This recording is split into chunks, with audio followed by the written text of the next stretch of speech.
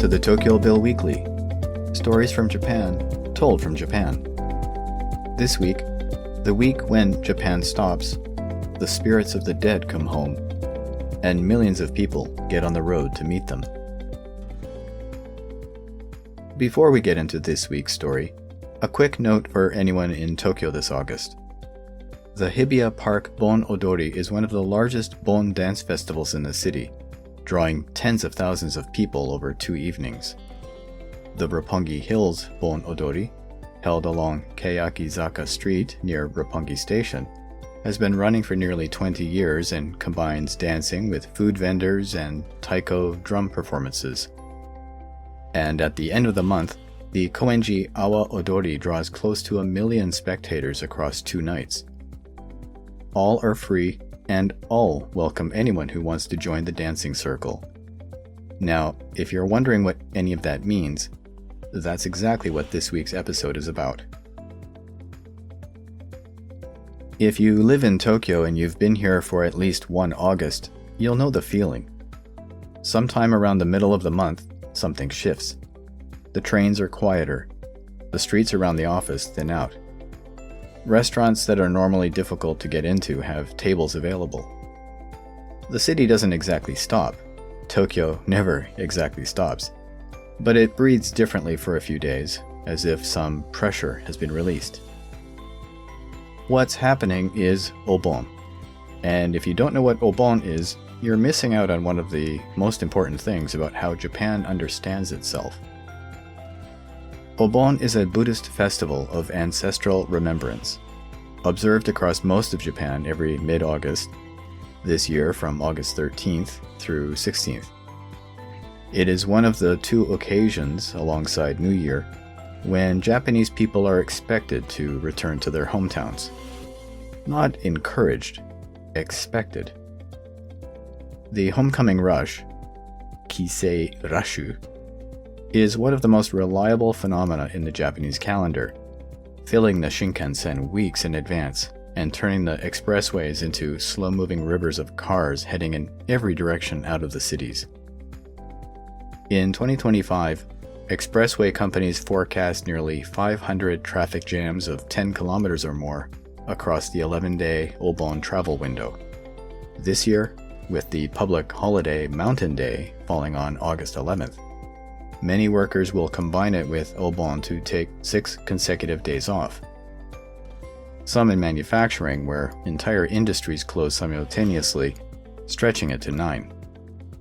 Toyota, Honda, Nissan, and their vast supplier networks essentially shut down in unison. The country does not half stop for Obon. It stops. But Obon is not simply a holiday. Let's go back in time.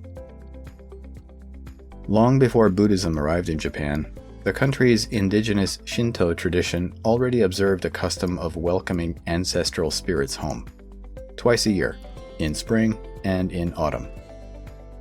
When Buddhism reached Japan from China and Korea in the 6th century, it brought with it a story that merged naturally with those existing beliefs.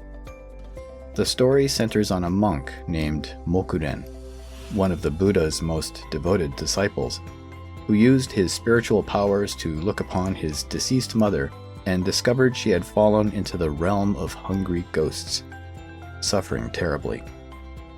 The Buddha advised Mokuren to make offerings to Buddhist monks on the 15th day of the 7th lunar month. He did so, and his mother was released from her suffering. Mokuren danced with joy. That dance, the legend says, is the origin of the Bon Odori, the Obon dance that is still performed at festivals across Japan every August.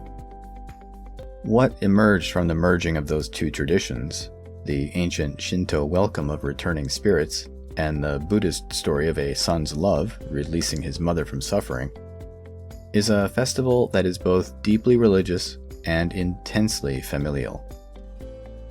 During Obon, families light small fires at their doorsteps on the first evening, muka ebi, welcoming fires, to guide the spirits of their ancestors home. They prepare offerings on the household altar, food, water, incense. they visit and clean the family grave. At the end of the period, they light fires again, okuribi, farewell fires, to send the spirits back. In Kyoto, this farewell takes spectacular form. On the evening of August 16th, enormous bonfires are lit on 5 mountains surrounding the city. Their shapes, the Chinese character for large, a boat, a torii gate, visible from across the city as the spirits depart for another year. Families place a cucumber and an eggplant on the household altar, fashioned into the shapes of a horse and a cow. The cucumber horse because it is fast, and the spirits should travel quickly to return to the living. The eggplant cow because it is slow, and the spirits should take their time going back, staying with the family as long as they can. Speed on arrival, slowness on departure. The wish embedded in the offering is almost unbearably clear. The Bon Odori dance is the communal expression of all of this. In parks, temple grounds, and town squares across the country, a wooden yagura tower goes up. Taiko drums begin.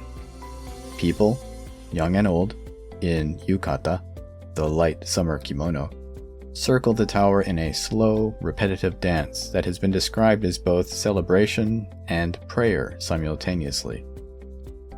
You can think of it as a country and western line dance, done in a circle, though the movements vary by region. Each area has its own traditional Bon Odori form, passed down through generations. In Gujo Hachiman in Gifu Prefecture, the dancing goes on for 30 nights across the summer, with all-night sessions during the Obon period itself. People dancing until dawn, the community holding itself together through the shared rhythm. Now, a point of confusion that catches many people off guard, including foreign residents who have lived here for years, like myself. Obon does not happen on the same dates everywhere in Japan. When Japan switched to the Gregorian calendar in 1873, Tokyo and parts of the Kanto region kept Obon on the old calendar date, which now falls in mid-July. The reason the rest of Japan stayed with August was largely agricultural. July was the height of the farming season, and rural communities simply could not take time off to observe the festival properly. Urban Tokyo, with no such constraint, moved to the new calendar and stayed there. Okinawa follows a different path entirely, observing Obon according to the traditional lunar calendar, which this year places it in late August.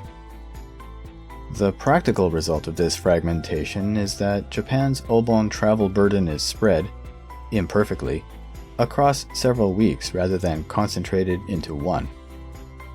It also means that a Tokyo resident whose ancestral home is in Kyoto or Tohoku may observe Obon in July at home, while their family observes it in August elsewhere, navigating 2 different calendars within a single family, which is the kind of quiet complexity that Japan manages with characteristic pragmatism. Obon is not a national public holiday. It has no statutory standing in the Public Holiday Act. What it has is something more powerful than legislation. It is simply what you do. The closest equivalent most Western listeners will recognize is Christmas.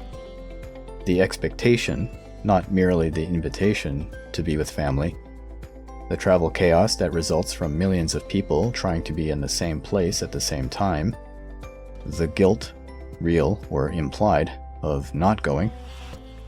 Or perhaps Thanksgiving in the United States, which carries the homecoming obligation without the religious framework. You go home because that is what you do. Full stop. Obon works the same way, with the added dimension that the family you are returning to includes those who are no longer living. Companies close not because the law requires it, but because the social expectation is absolute. A business that remains fully operational through Obon Week would find most of its employees gone anyway. The homecoming pull is that strong. Mind you, the homecoming rush assumes there is a home to go back to. For a generation of Japanese people whose parents and grandparents left the countryside for the cities, that home still exists, the ancestral house, the communal family grave in the local temple, the relatives who stayed behind. Obon is when they return. In rural Japan, the effect is striking. Communities that are quiet and depopulated for 50 weeks of the year briefly fill up again.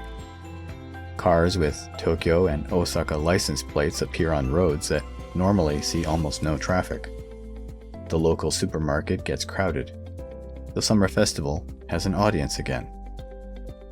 But the mathematics of depopulation are catching up with Obon in ways that no festival tradition can fully absorb.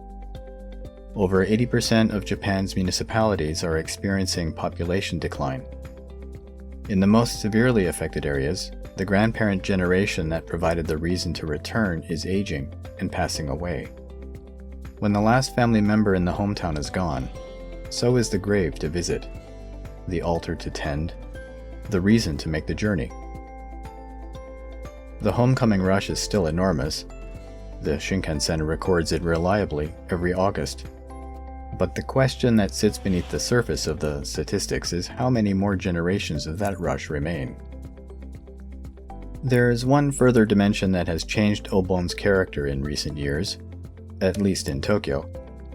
The observation that the city empties out during Obon is increasingly only half true. International tourism has transformed the mid-August period in ways that would have been unrecognizable a decade ago. While Japanese residents leave for their hometowns, foreign visitors arrive. The streets around the major tourist areas do not thin out the way they once did. A resident returning from Obon travels back to a city that has been occupied, in their absence, by people who have no ancestral graves to visit and no welcome fires to light, who are, in the most literal sense, here for entirely different reasons. That is not a complaint.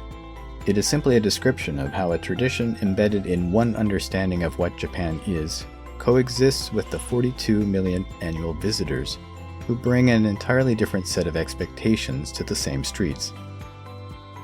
Obon was built for a Japan that knew where it came from and went back there every August.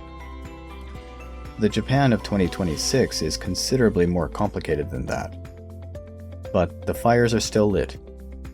The eggplant cow is still slow. And somewhere in the hills above Kyoto on the evening of August 16th, 5 mountains will burn in the shapes of things the living have been sending to the dead for 500 years. That's the TokyoBill Weekly for August 8th, 2026. I've been, and remain, Tokyo Bill.